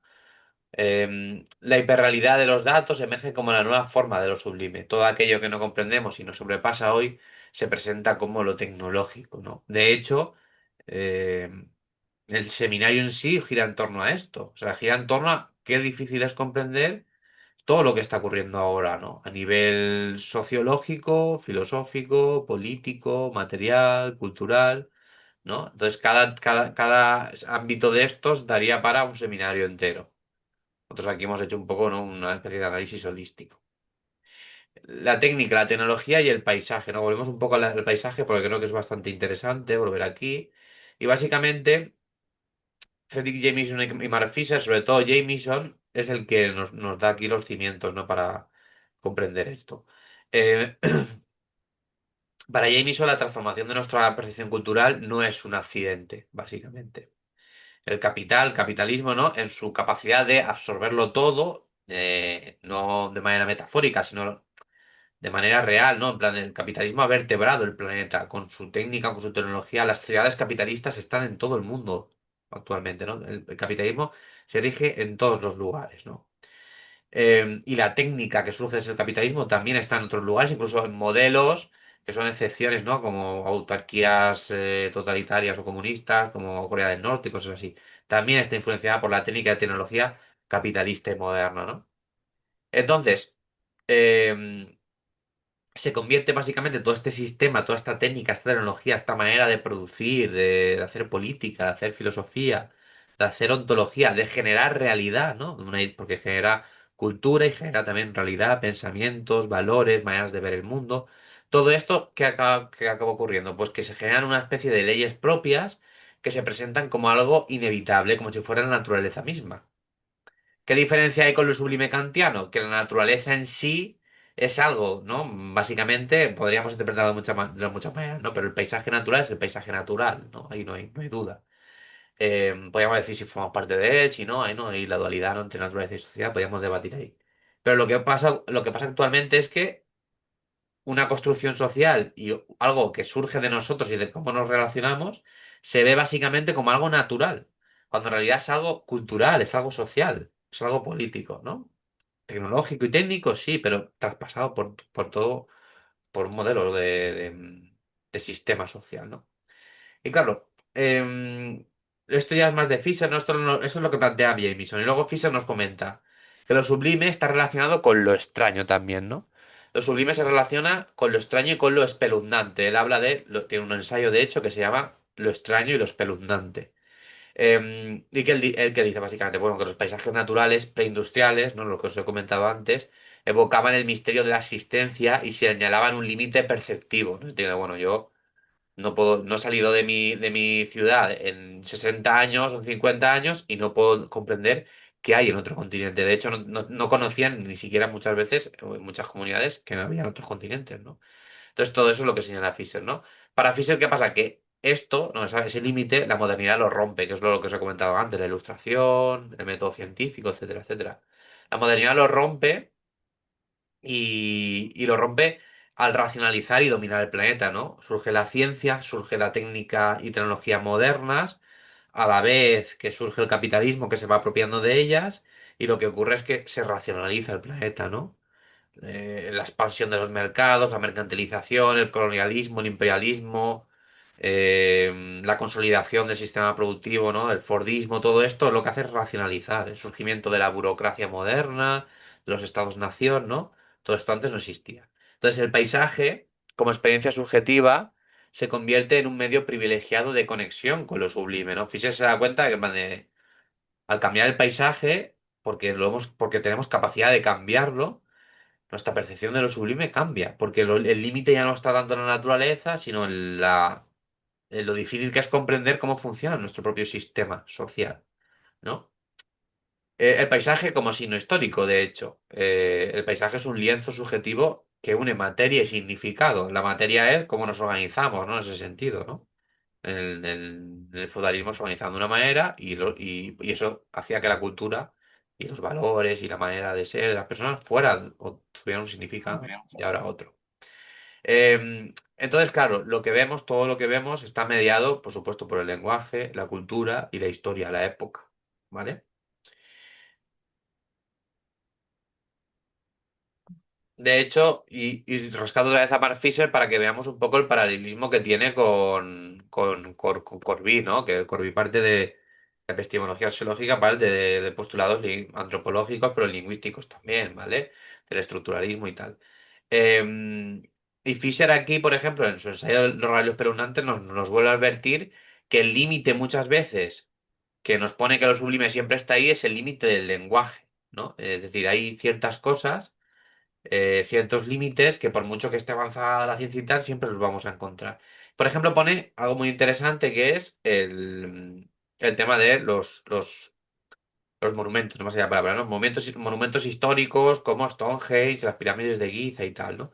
Y él pone un ejemplo y dice, por ejemplo, tú a lo mejor vas a ver la pirámide de Giza o ves Stonehenge o cualquier monumento de hace un montón de años, ¿no? Y te quedas como anonadado, o sea, tienes una experiencia como de sublime, en plan de, "Buah, esto es algo que no comprendo bien, ¿no?" Y Fisher dice, ¿por qué pasa esto, básicamente? Pues claro, te genera como, esto es como una especie de un misterio para mí, ¿no? Pues básicamente para él es que estos espacios provocan una inquietud porque pertenecen a un orden simbólico desaparecido, es decir, todas las estructuras históricas, de significado, simbólicas, de valores, axiológicas, todo en general que le daban sentido a ese monumento, en nuestra época no existe. Entonces, cuando tú te enfrentas a eso, te genera como una especie de cortocircuito muchas veces, ¿no? Él habla de la incomprensibilidad como signo de lo real. Fisher señala que las estructuras cuyo sentido desconocemos nos enfrentan a la imposibilidad de descifrar su origen y función. Lo que desapareció no son las personas, sino los códigos simbólicos que daban sentido a estas obras. Así el misterio de estos paisajes revela nuestro propio límite perceptivo, ¿no? Habla, por ejemplo, de la isla de Pascua, ¿no? De que hay como muchas teorías, ¿no? De plan de qué significan, ¿no? Y él dice, bueno, claro, es que a no ser que encontremos un texto en concreto que hable de lo que significaba, pero es muy raro encontrar algo así, ¿no? Que le explique a otra persona de fuera, como una manera antropológica, qué significaba eso realmente para ellos, o qué función tenía a nivel simbólica y cultural, pues vamos a tener un límite ahí para comprenderlo. ¿Por qué? Porque no hemos compartido ni época, ni lugar, ni significados, ni símbolos, y al final la cultura y la ideología y el pensamiento están ligadas a la vida, a lo material, a lo histórico, ¿no? Eso sería para Fisher también otro límite, ¿no? Que sería un límite, o sea, por ejemplo, entrar en dimensiones con el pasado, todo eso, para Fisher también sería una especie de conexión con lo sublime, ¿no? Muchas veces. De hecho, fijaros que la religión siempre hace alusión al pasado mítico, ¿no? De los dioses, no sé qué, la creación, ¿no? Y Fisher también comenta esto, en el sentido de, claro, te genera una relación con algo misterioso y tal, porque obviamente ni entiendes cuándo se escribieron esos textos, no has vivido el contexto histórico de donde tal. Y aparte están hablando de un límite que tú no puedes traspasar físicamente, ni la ciencia ni siquiera puede llegar, ¿no? Habla Fisher de la arqueología, de tal, que es cierto que como que acortan, ¿no? Y se pueden explicar cosas a través de la arqueología, la historia y tal, pero Fisher dice que también tiene un límite, que es ese límite en un plan de, bueno, sí que es cierto que nos pueden dar una explicación mucho más coherente, que a lo mejor alguien que te está diciendo que la pirámide la han hecho los dioses o los extraterrestres, pero tiene también un límite, ¿no? Porque claro, no están en esa época estudiando aquello, ¿no? De hecho, lo que os comentaba, ¿no? El límite del lenguaje y que es la historia en realidad, ¿no? La técnica y la tecnología como nuevos paisajes. Actualmente, ¿qué ocurre? Que, bueno, sí que estamos viviendo una época sociohistórica. Sin embargo, la cosa diferente o un poco así como sí, significativa, sería la palabra, ¿no? De nuestra época con lo sublime o con el límite de nuestra racionalidad es que nos cuesta comprender la propia historia nuestra. O sea, ahora mismo nos cuesta comprender la realidad. Y eso es a causa de que la técnica, la tecnología y la materialidad y el sistema social capitalista es global y es lo más complejo que ha habido a nivel de organización humana con muchísima diferencia, ¿no?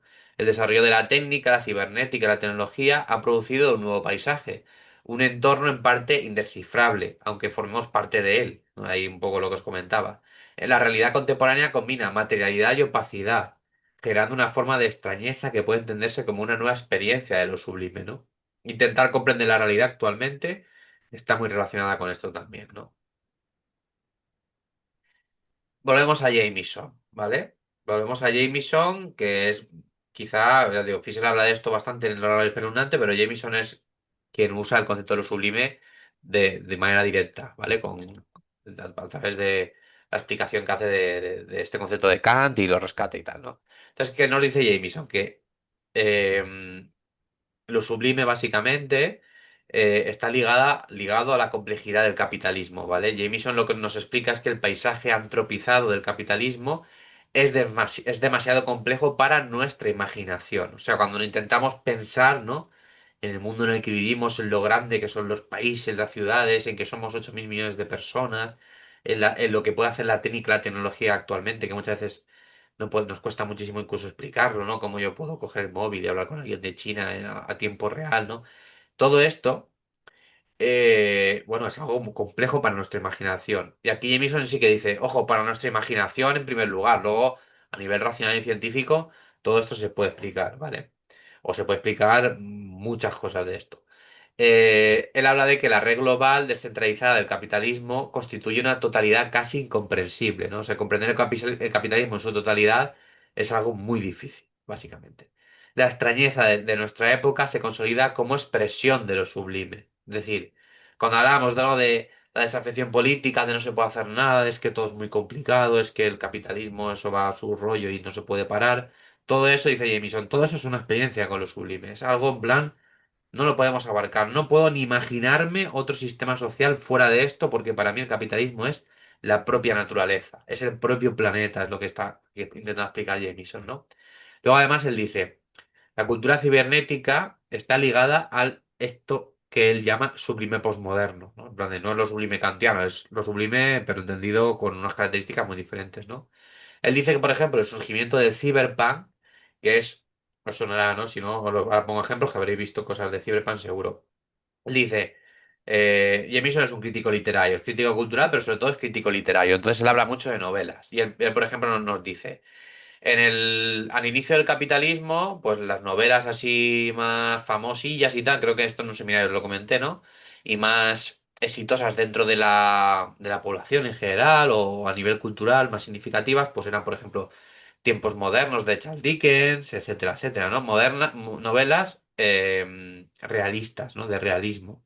¿Por qué? Porque la cultura intentaba explicar el surgimiento de un capitalismo, un protocapitalismo, en este caso aún localizado, por ejemplo, en Europa, que se va expandiendo a través del colonialismo y el imperialismo, etcétera, etcétera, a otras partes del mundo, pero aún sí que no era una globalidad tan bestia como la actual. Entonces, digamos que la cultura podía aún responder a esto y tú leías una novela de Dickens y entendías los cambios que habían habido y y qué clases sociales nuevas habían y qué contradicciones y cómo operaba la ideología, ¿no? Eran novelas clarividentes y que explicaban la sociedad de una manera clarividente, ¿no?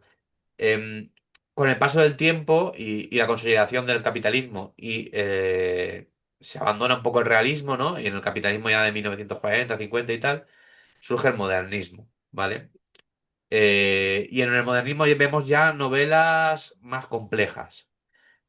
El proceso de Kafka, el Ulises de Joyce, ya empiezan a... ¿no? Nos empieza a soplar la mosca detrás de la oreja, por decirlo de alguna manera, según Jameson, y empezamos ya a intentar plasmar en la cultura lo complejo, el puzzle que es todo esto que se está montando con el capitalismo, ¿no? Pues, por ejemplo, el proceso de Kafka, ¿no? Que es una novela fantástica de Kafka, laberíntica, ¿no? Que intenta explicar todo aquello que está emparejado al capitalismo, que es el surgimiento de la burocracia, ¿no? Y de la telaraña un poco irracional paradójicamente, ¿no? Que es toda esta racionalidad instrumental que se asienta en el Estado capitalista, burocrático y tal.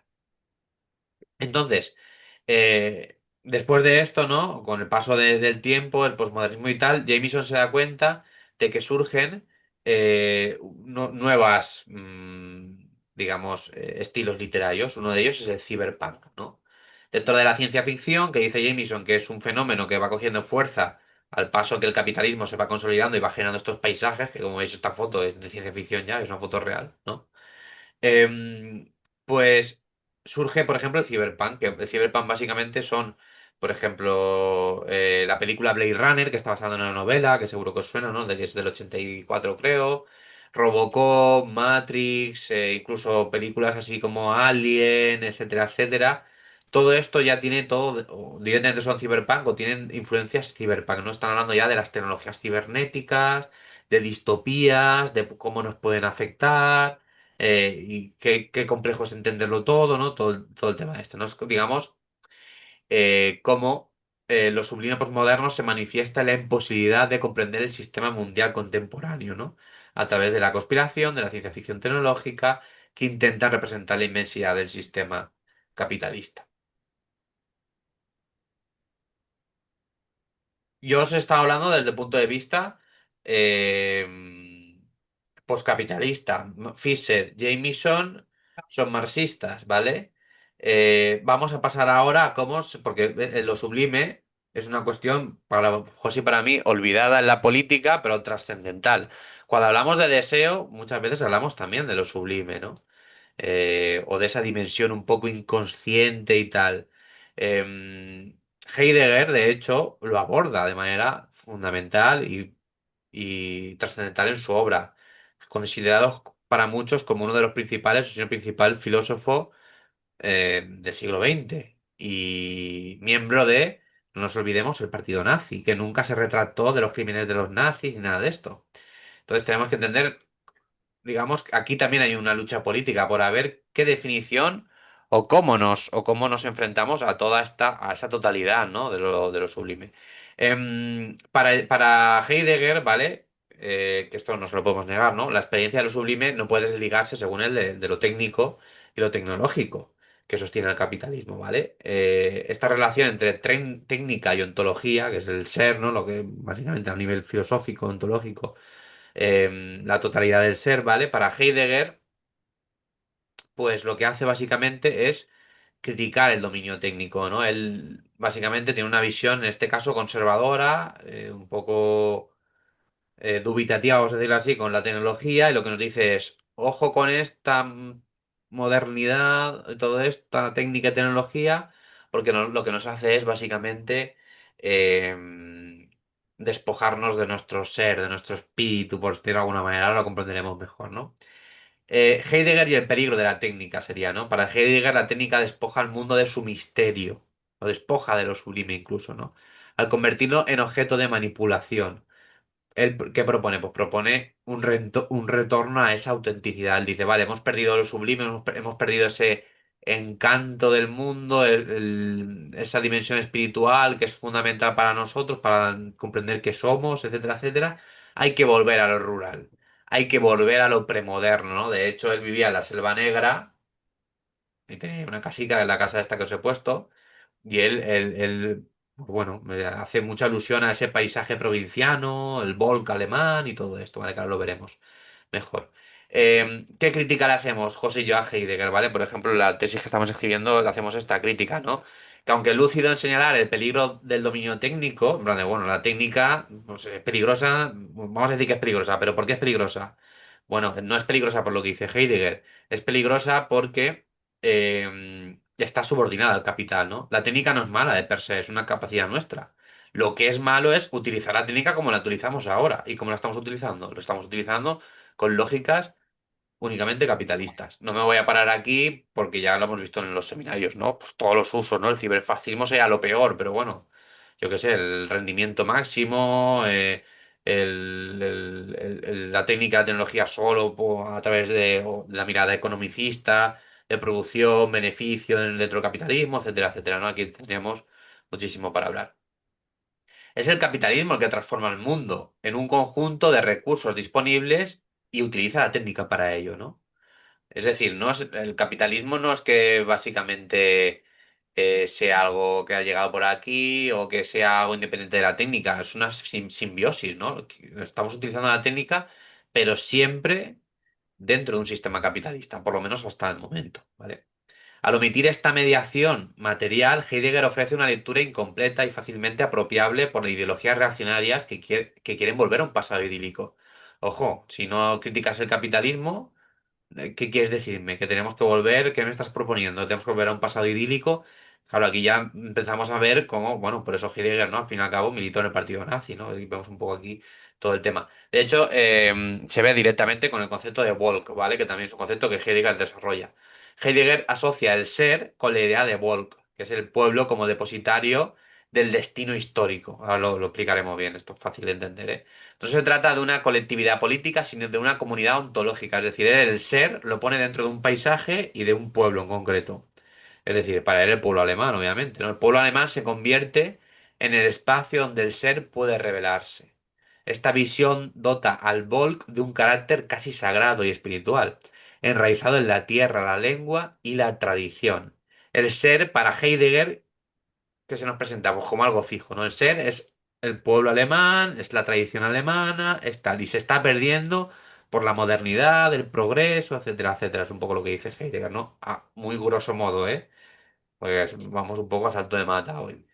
Entonces, esto básicamente nos acerca a lo sublime para él, ¿no? Es decir, si volvemos atrás o volvemos a una imagen presente o futura del pueblo, pero intentando no volver a aquello que hemos perdido por culpa de la modernidad y del progreso, pues lo sublime, el espíritu, lo espiritual se puede recuperar de alguna manera, es lo que no nos dice Heidegger.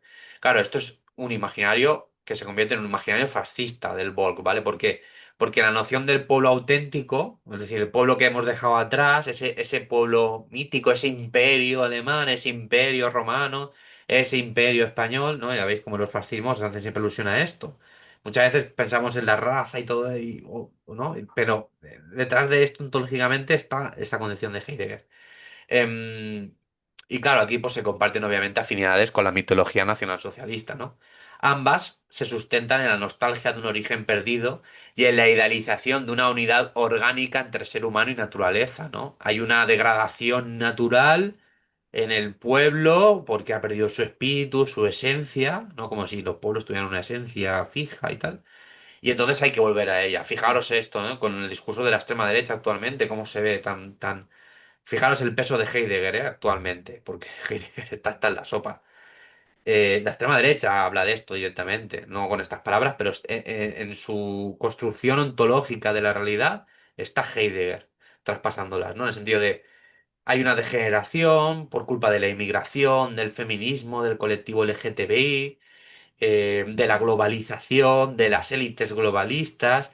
Hay que volver al pasado. ¿Y el pasado qué es? El pasado es el pueblo, la identidad española. Y por eso os decía antes la importancia del paisaje, ojo. ¿Por qué? Porque cuando hablamos del pueblo, de la tradición española, ¿qué nos viene a la cabeza?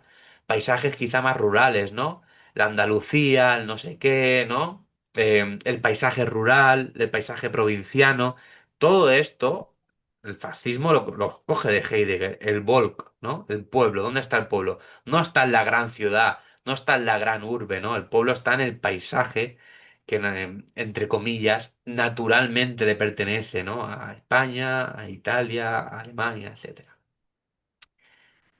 Y ya por acabar, eh,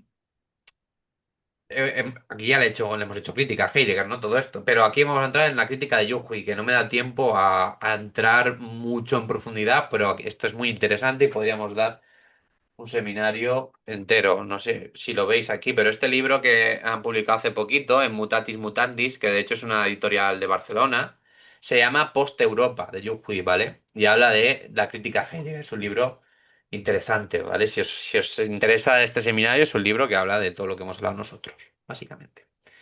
Desde otros puntos de vista, pero muchos temas, sobre todo este último, lo toca mucho Yuhui. ¿Qué ocurre con el tema de Heidegger? Pues bueno, él, para nosotros, la crítica que le hacemos José y yo, se relaciona con lo sublime, con esa, vamos a decirlo otra vez así, ¿no? Dimensión espiritual de una manera muy nociva, como habéis visto. Su concepción del pueblo como esencia espiritual encubre una falsa aura de lo sublime. El pueblo deja de ser resultado de procesos históricos y de luchas de clases para convertirse en una entidad metafísica. Es decir, el pueblo en realidad no es nada. O sea, ¿qué es un pueblo? Pues un pueblo es un conjunto de procesos históricos, de personas que están en relación, ¿no? Que viven en una sociedad y que bueno, que le dan vida a un paisaje. Pero ya está, no tiene una esencia como tal, es dinámico, cambia. El pueblo es la interacción, la vida de las personas en comunidad y en interacción directa, ¿vale? No hay más. No tiene nada de misterioso ni de tal. Tiene algo que es maravilloso, que es la cultura, tal, compartir, ¿no? La vida, pero ya está, ¿no?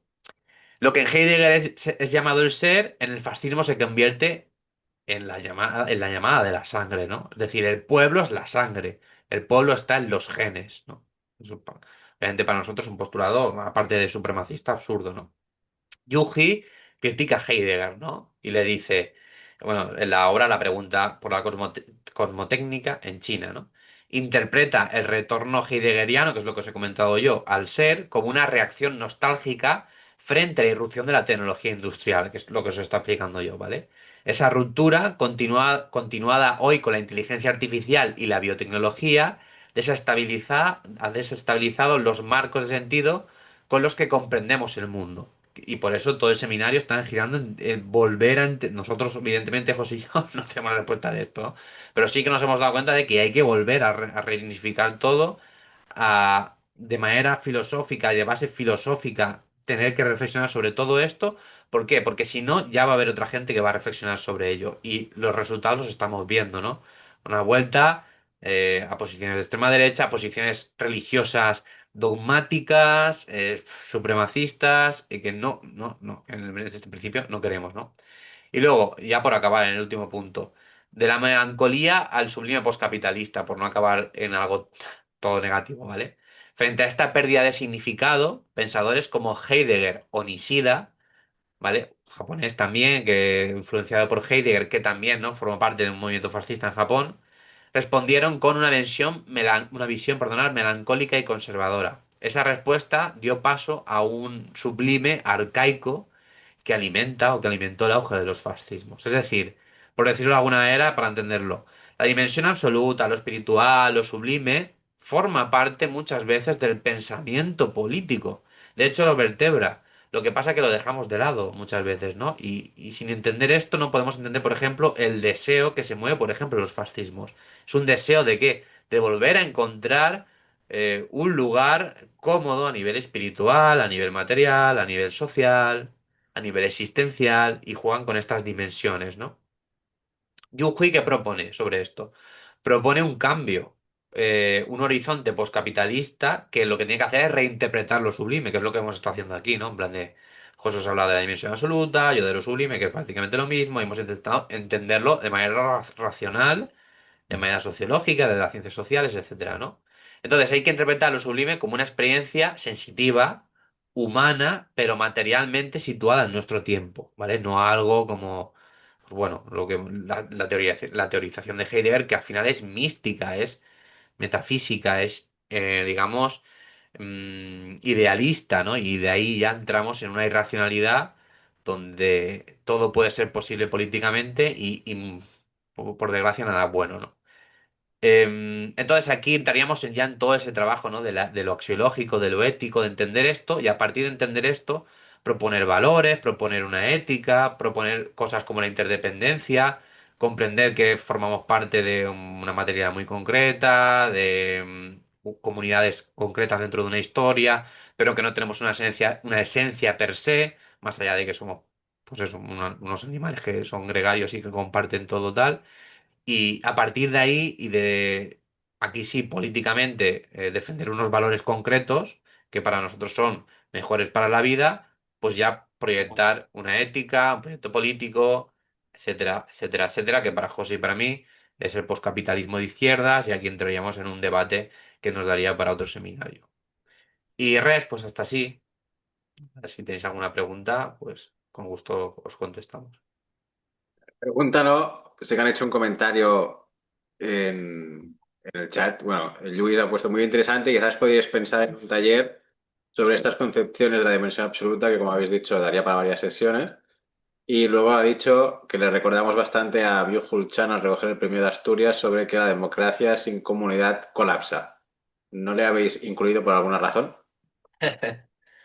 Bueno, Pues no, sí, hemos leído a Chan, ¿vale? Pero sí que es cierto que, o sea, para nosotros Byung-Chul Han es poco propositivo en muchas cosas. Entonces, como estos autores sí que proponen todo el rato, Fisher, Jameson sí que proponen más cositas. Aunque nosotros aquí en esta sesión no nos da tiempo tampoco a entrar a lo propositivo, ¿no? Nos damos pinceladas. O incluso Joe Hui también propone, pues por eso hemos dejado más a Chan de lado. Pero bueno, sí, se mueve también en esta línea, Byung-Chul Han, a nivel más analítico. Sí, sí. De hecho, tenemos un artículo también de él poniéndolo en diálogo con otros autores que subimos a Instagram hace poco. De hecho, sí, eso ahora lo pongo por aquí por si alguien quiere leerlo. yo principalmente no, o sea, entiendo que Hannes es un buen analizador de la realidad, pero para mí es el arte de escribir mucho y no de decir nada, básicamente. Y aparte, en el último de los últimos libros de Capitalismo y Pulsión de Muerte, tiene todo un seguido de 10 páginas maravillosas donde dice que hoy en día la revolución es imposible porque el neoliberalismo ha ganado y que no podemos hacer nada más, ¿no? Entonces, hace análisis, no hace proposición y aparte considero, bajo mi punto de vista, que al análisis tecnológico también tiene algunos fallos. O sea, no sé, no es santo de mi devoción, Byung-Chul Chan. Es como, y aparte es, no sé, escribe demasiado. Cada 3 meses saca un boletín de información. Pero es cosa personal mía, ¿eh? O sea, quien se lo quiera leer, que se lo lea. Yo me quedo ahí. Tienes manía, José. Sí, sí. Yo sí tengo bueno, más que una pregunta era saber vuestra opinión, que lo habéis estudiado, que es una cosa que a mí me inquieta, que es, y entendiéndolo ahora como lo analizabais como un paisaje capitalismo, un paisaje que no somos capaces de entender, que yo creo que es una lectura muy fácil, o sea, muy visual, ¿no? Es si el diseño de ese paisaje es premeditado y planificado. Y pienso sobre todo, por ejemplo, en la colonización cultural, ¿no? Que para mí es como la herramienta que puede llegar un momento en que te impide hasta pensar, ¿no? Y lo veo como una cosa abstracta, pero tan bien parida, sigue hablando mal, que parece planificada, ¿no? O sea, como que parece diseñada. Una ciudad en concreto. No, el sistema por ejemplo, de convertirlo en una especie de totalidad, de una, ¿no? Y es algo que yo, o sea, ahora mismo pienso, ¿cuánta de mi cultura es barcelonesa o española o norteamericana, ¿no? Y en esa potencia como colonizadora que ha habido y que sigue habiendo, porque no para, hay una planificación, es decir, hay un diseño coordinado.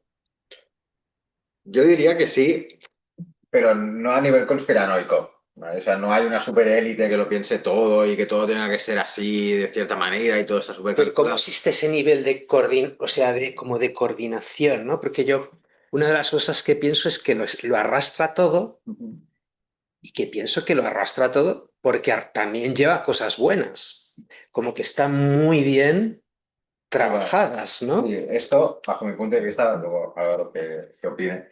En el fondo es cómo el realismo capitalista se ha instaurado y cómo el capitalismo, al quedarse sin otras cosmovisiones a las cuales enfrentarse, ha cogido esta totalidad.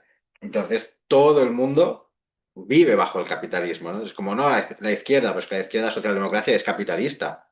Y el capitalismo se construye a través de, pues, postulaciones antropológicas, epistemológicas, filosóficas, que las interiorizamos tanto que al final pensamos que es lo único que hay. En ese sentido, y cogiendo metáfora simple, es como nuestro cuerpo es hardware puro.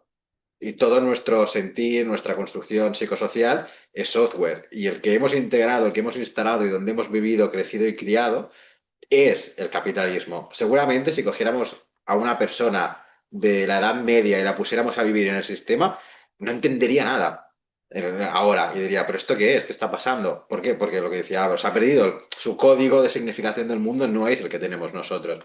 Claro, al no haber ninguna corriente que sea capaz de confrontar al capitalismo y demostrar o mostrar que lo suyo es ideología y no natural, lo damos por hecho, que es así. Claro, es que, por ejemplo, una cosa, algo más concreto, para ver si me explico mejor. Por ejemplo, hemos normalizado, una de las cuestiones por las que yo creo que hemos normalizado la sangre, la guerra, la violencia hasta extremos insoportables es porque se ha producido una cantidad de material audiovisual normalizando eso brutal. ¿Qué dices? Mi pregunta es, ¿se ha generado o sea, intencionadamente o es fruto de que eso genera una rentabilidad y entonces hace que eso se siga generando? Sí. El ejemplo más fácil para mí es el tema de los selfies y del narcisismo, ¿no? Es como, no, ahora tener un móvil y hacerte fotos eres narcisista, pero el narcisismo ha existido siempre. Pero pasa que antes había una capacidad económica que te limitaba. Era como, vale, pues tú eres una persona de clase burguesa con capital, tienes una persona que te puede hacer retratos, pues todo el rato. Se inventó una tecnología que te permitía hacerte fotos. Claro, todo es interacción. O sea, si tú reaccionas a la tecnología de una cierta manera y el capitalismo lo ve, como quiere sacar rentabilidad económica de eso, va a explotar eso todavía más. Entonces, no es que el móvil me haya hecho ser narcisista, sino que la interacción humana con el móvil, más una rentabilidad económica detrás que el capitalismo tiene, hace que, en vez de mejorar el móvil en ciertos aspectos, te lo mejoro a nivel de cámara y de píxeles. Entonces lo ves como Etcétera, una red de etcétera. relaciones en realidad, no es... Claro, claro. Porque, por ejemplo, insisto ahí con esto de la guerra, pero yo estoy seguro, o sea, tengo la sensación de que, o sea, como una lectura malintencionada, que de hecho lo es, que es, estamos viendo algo insoportable delante de nuestras narices y me da la sensación de que alguien sabe que es insoportable porque alguien antes nos ha inundado de imágenes que ya nos predisponen a la anestesia, pero claro, pienso, es tan compleja o sea, tejer eso como una planificación. que no lo concibo. O sea, primero porque es a lo largo de mucho tiempo, no es una cosa que de repente, vale, nos inundaron de pelis de indios y de vaqueros, pero como que parece todo como mucho más pensado, ¿no? De lo perfecto que es. Aquí, Álvaro, te dejo la palabra a ti para abrir el debate. Sí, no, es muy interesante. Yo creo que básicamente, o sea, el capitalismo es tan complejo de entender que muchas veces caemos mucho en eso, ¿eh? Y creo que es negativo. Caemos en la personificación de los males del capitalismo. Ojo, no quiere decir que detrás de los procesos de poder o de violencia que hay en el capitalismo no hayan personas o no hayan agentes sociales. Por supuesto que los hay, ¿no? Pero sí que es cierto que, por ejemplo, cuando has comentado todo el tema de, pues, de todas las imágenes que hay en redes sociales, ¿no? Sobre violencia, sobre tal, sobre, por ejemplo, ahora el genocidio en Gaza, ¿no? Todo esto, que ha sido increíble. O sea, sí que evidentemente ahí hay campañas, ¿eh? Hay campañas orquestadas por empresas sionistas que se dedican a hacer, por ejemplo, o sea, no a emitir estas imágenes, sino a lo mejor a hacer noticias falsas, hacer tal. Luego hay una intención, por ejemplo, de los medios pro-palestinos en que estas imágenes lleguen a la luz, ¿no? Quiero decir, hay ahí como una serie de agentes que tienen sus propias posiciones materiales, políticas, sociales, económicas, y luego a nivel cultural, pues hay una especie de proceso, ¿no? De guerra y de lucha ahí, como lo queramos llamar, al igual que hay en el nivel material. Y todo eso es muy complejo de entender muchas veces como proceso, pero yo sí que intento entenderlo o intento explicarlo todo. Pues muchas veces no se puede, ¿eh? Pero como si fuera todo una especie de proceso, ¿no? De un devenir histórico y tienes que ir siempre a lo material, ver qué agentes hay, ver qué intenciones hay en ellos y qué políticas están poniendo. Eso es una cosa. Y luego los efectos de todo eso muchas veces son imprevisibles, ¿no? Y entonces, como nosotros vemos el efecto muchas veces antes de todo lo que ha habido antes, podemos caer en la personificación o tal. Y es todo muy complejo en este sentido. Y además, con todo el tema de la cibernética, las redes sociales, aún es más complejo, ¿no? Por ejemplo, he visto una noticia hace poco esta mañana, que habían detenido a no sé qué, a no sé cuántas personas que tenían una granja de bots de 49 millones de usuarios, que eran bots, es decir, no eran personas, y generaban contenido en redes sociales, ¿no? Es un contenido, ¿no? Pues eso, lo que te he comentado hace el ejemplo, ¿no? Pues a lo mejor lo contrata una agencia israelí y les paga no sé cuánto y hacen contenido, pues, de desinformación, ¿no? Sobre lo que está ocurriendo en Gaza, por ejemplo. Y, y claro, quiero decirte, ¿qué consecuencia puede tener eso? No lo sabemos. Pues que además nos pensamos que en redes sociales está habiendo como un auge de discursos de todo tipo y son bots que controlan. Quiero decir, esto muy complejo en ese sentido. Sí, pero Y yo hablaba de algo más profundo en el tiempo, en el sentido de, por ejemplo, de habernos estado tragando años y años y años lo audiovisual relacionado con la violencia, que siempre viene más de Estados Unidos, esencialmente, ¿no? Desde Rambo hasta lo que quieras, ¿no? O sea, es como si hubiese una escuela de Chicago, pero referente a la cultura, ¿no? Que como que realmente tuviese claro para qué se produce un determinado material, ¿no? Y no te hablo de las estrategias ahora online, ¿eh? Sino de normalizar ciertas cosas con muy premeditadamente, no solo porque eso entretenga desde el instinto de ver una explosión y tal, sino porque a nosotros nos sirve para normalizar de entrada la comercialización de las armas, ¿no? Y que se vea como algo normal y vamos a poner dinero para que se produzcan este material que inunde un poco Sí, sí, aquí en el fondo es toda la producción cultural, toda, o todo sea, lo que se está generando, ¿para qué fines? Por eso pienso que es interesante diferenciar lo que es la premeditación, esto está pensado para esto, tal, y otra cosa es verlo como procesos y sobre todo cómo se puede sacar rentabilidad económica de eso y qué se mueve ahí, ¿no? O sea, en el fondo, las películas de vaqueros pueden ser un producto cultural de entretenimiento, pero la lógica que hay detrás también, pues es la figura de el héroe solitario, la ley del sheriff, la ley del más fuerte, que responde a una forma cultural de ser en Estados Unidos. claro. Entonces, es como se coge esa figura de esa forma de ser en Estados Unidos, se genera un producto cultural, de eso se saca rentabilidad, acaba gustando, etcétera, etcétera, etcétera. Claro, son dinámicas, son procesos que se van generando y luego tú lo puedes estudiar con retrospectiva, de decir, vale, y es y es tan bien analizado y tan bien construido que parece que esté premeditado. Pero no hay, por ese sentido, no hay una mente detrás de voy a construir esto porque voy a generar tal cosa, sino los procesos que a veces ni somos capaces de controlar y se acaban generando, pero lo que dice Álvaro, arraigado a De una manera más orgánica. claro, arraigado Ya, ya. a una materialidad concreta, ¿no? Es como, no es que un día, cogiendo el ejemplo, los nazis dijeran, vamos a inventar las cámaras de gas y tal, y con esto para la muerte, sino claro, hay un proceso de Fordismo, de mecanización del trabajo, de división del trabajo, cogen todo eso y deviene en las cámaras de gas y la solución final. ¿Sabes? Entonces, es Sí, como claro, lo todo que pasa es que vosotros habláis de no personalizar y yo lo comparto totalmente, pero también es cierto, yo no sé si esto se lo leí a Fisher o a alguien muy reciente, que claro, si no tienes nada contra si no puedes entender contra quién te estás manifestando, ¿sabes? Pierde el sentido esa manifestación y sobre todo si no eres muy consciente y estudias y lees, dices, es que ahora nos podemos quejar de Trump porque es o sea, se ha convertido en un payaso, pero es que ¿contra quién lucho? O sea, no quiero el capitalismo, pero ¿contra quién me Claro, quejo? claro. ¿A quién me quejo, no? Exacto. Claro, es que aquí, bajo mi punto de vista, el capitalismo, aunque no personifiques, en el fondo son empresas, son personas, son oligopolios que constituyen todo o sea, el capitalismo en el fondo es un paradigma socioeconómico filosófico, pero todo eso es una construcción, pero lo hemos naturalizado tanto que pensamos que es así. Entonces, cuando tú ves que eso no deja de ser una moderación y una construcción de procesos de naturalización que vienen desde la ilustración o incluso más atrás, protocapitalismo, etcétera, etcétera, ya ves todo el cómputo global. Y es que, claro, no me estoy quejando contra Elon Musk, que sí, pero me quejo contra el capitalismo y contra las empresas que promueven ese ideario filosófico político. ¿No? Entonces, el capitalismo no tiene personificación, aunque hay empresas, personas que personifiquen la imagen del capitalismo, pienso.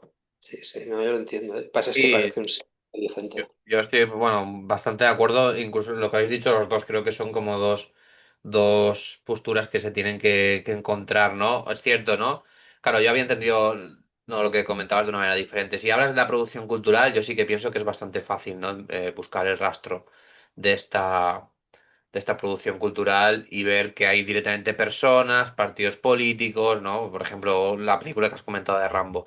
No se puede entender este tipo de cine sin entender la clase capitalista burguesa estadounidense que surge y que está vertebrada en una sociedad que es esclavista.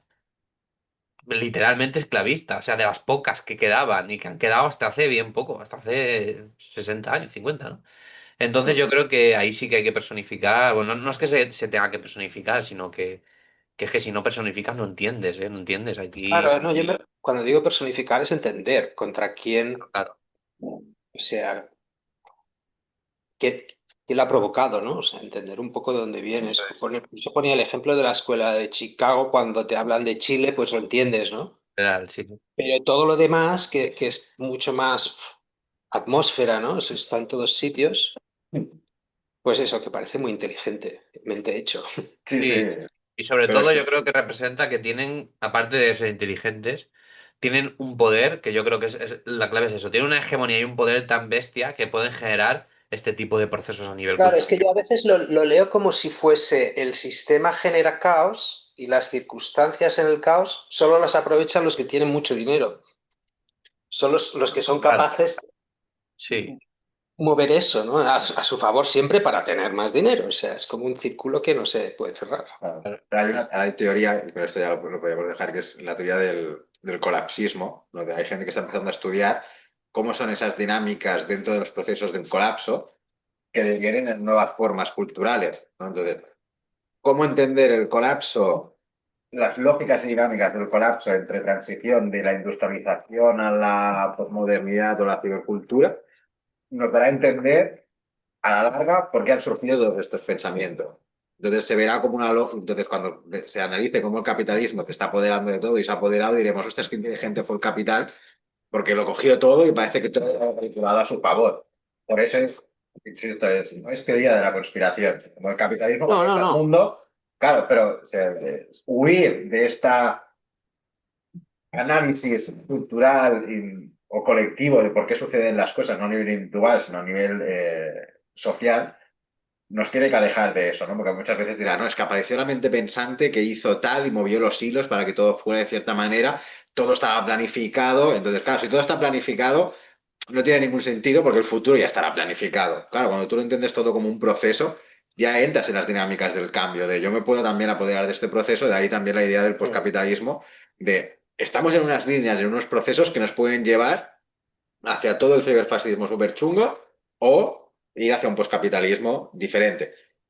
Si no vamos hacia el poscapitalismo y acabamos en una deriva súper chunga, los que analizarán el futuro dirán, ¿ves? Es que al final se movieron los hilos, se utilizó Internet para mover todo esto. Y sí, pero no, la gente no está pensando en llegar a un ciberfascismo, sino que la propia dinámica de cómo funciona todo, que es tan complejo, está llevándonos a eso. La gracia de la sociología es entender que se están produciendo esos procesos y no solo analizarlos, sino analizarlos, criticarlos y decir, estas empresas se dedican a esto y esto lo está haciendo ahora el capitalismo reinventado, por ejemplo. Está cogiendo todo el discurso ya existente de la crítica de izquierdas, que se ha hecho siempre al capitalismo, del capitalismo, ha desforestado, ha utilizado todo como un recurso, lo ha explotado todo, y ahora son los propios capitalistas que dicen, claro, es que antes lo hacíamos así y está mal. Y es como, no, no, ya te estaban diciendo que esto estaba mal. Y no era una cuestión de vamos contra vosotros porque ideológicamente somos opuestos, sino porque analizamos vuestras acciones y nos damos cuenta de que estáis yendo mal. Entonces es como, si ellos mismos se dan cuenta, es como todos son procesos en este punto. Y ya está. Pero Bueno, os dejo.